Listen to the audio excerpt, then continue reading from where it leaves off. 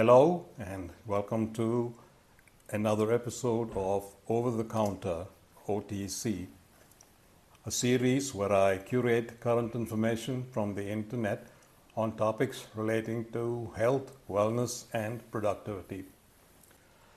At no point in human history have we been more comfortable, safer, better nourished, living longer than we are at the present.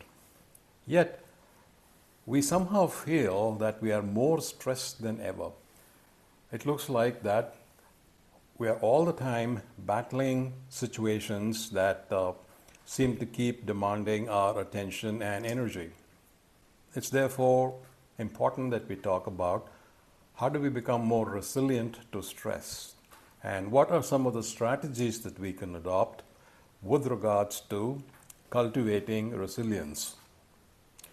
In my wanderings, I came across this very interesting article which talks about some mental strategies that you can use to overcome adversity and become remarkably resilient. In summary, the article says that having a strong sense of controlling one's life is a more dependable predictor of positive feelings of well-being than any of the objective conditions of life we have considered. It doesn't matter physically what situation you're in. What does matter is the degree to which you have control over the situation. Surprisingly, most studies show that the most common response to adversity is not chronic stress, it's resilience. And we will come back to this topic a little bit later. When encountering stress, humans usually come up with one of four responses. The first and the most common is resilience, where we take it on the chin, suck it up, and go ahead with no distress. On occasion, we recover only after going through a brief period of distress and then recouping our resources to get back to a state of recovery. In some other instances, there is initially no distress, but as time builds up, as we ruminate over what happened, it seems like the stress mounts and becomes larger. And in some people, it never really goes away. They lapse into a stage of chronic, persistent distress.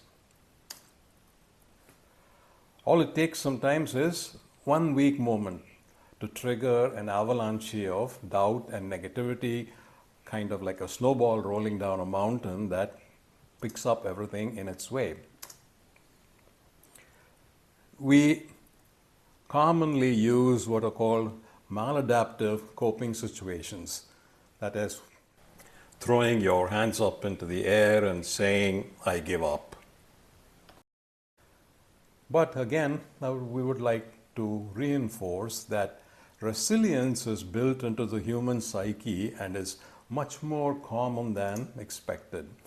Studies, well-done studies, have shown that almost 2/3 of all people show resilience to stress in some form or the other. Framing stress as something you choose and not something that overwhelms you and sweeps you in a tsunami creates a sense of control, creates a sense of agency, of being in charge. And the way to go about this is to reframe stress, to look at it from a different perspective, seeing the response to stress as being one of choice and being a challenge, something that you make as a conscious decision and not something that sweeps you in its path. You see it as a chance to grow, as a chance to become a better person than what you were. The article advises you to take a step back and reframe the situation. See stress as a signal that you have the opportunity to rise to a challenge and not as something that should overwhelm you. Basically, it's your call. Response to stress very much depends on the way you see it and the way you react to it. I'd like to leave you with some observations that I think are also extremely important. The first of which is the incredible resilience of life. Life is a force that we really don't understand. We know it, we know we're alive, we sense it, but what really is life? And the answer is, we really don't know. But what we do know, that there is something hardwired in life that makes it extraordinarily resilient. Scientists have shown the possibility and the existence of life in situations that you would not even dream of. Deep, deep, deep down in the oceans, in volcanoes, in areas of intense heat, there still seems to be this enormous desire for life to hold on to itself, and that, I think, is a real miracle. In this issue of reframing stress, another important issue is also not to turn in and blame yourself. You have to approach these situations with a great degree of self-compassion, a great realization of the fact that you've been given this gift of sentience as a human being, and not to come down too hard on yourself. One of the things that we have to learn to do is also to savor situations, to develop resilience through cultivation of joy and joyful situations. This is again a built-in mechanism that allows us to counter stress.